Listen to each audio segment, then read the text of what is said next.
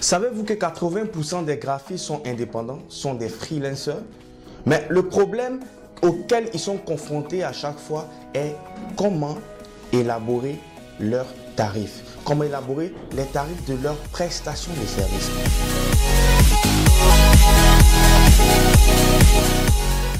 Récemment, un de mes étudiants m'a demandé à combien il devait faire la conception d'un logo.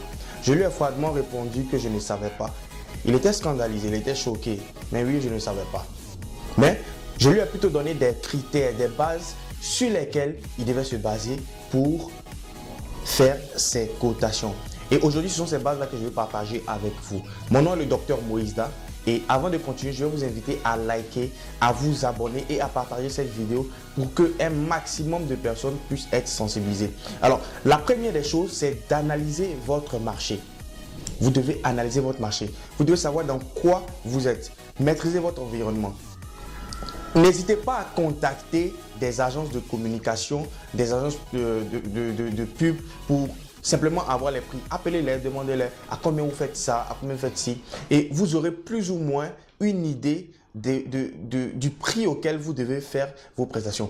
La deuxième des choses, c'est plutôt de vous évaluer vous-même, de voir combien vous avez investi en vous-même, dans votre formation, quel investissement matériel, votre ordinateur, vos logiciels, à combien vous les avez achetés. Et quand vous évaluez tout ça, ça vous donne un petit aperçu de combien, du prix auquel vous devez faire vos prestations.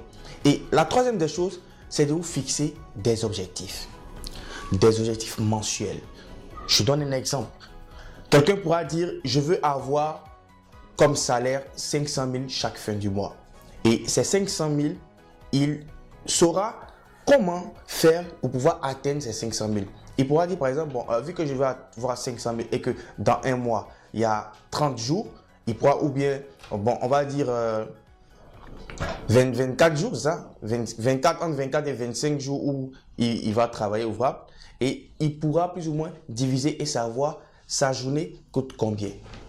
Et la dernière des choses, c'est d'évaluer aussi la valeur, le pouvoir d'achat de ceux avec qui vous travaillez ou de ceux avec qui vous allez travailler. Ça ne sert à rien de faire des cotations exhaustives pour des gens qui ne peuvent pas payer. Donc, il faudrait analyser tout ça. Merci d'avoir suivi cette petite vidéo. J'espère qu'elle vous a fait du bien. J'espère que maintenant, vous n'aurez pas du mal à faire la cotation de vos prestations.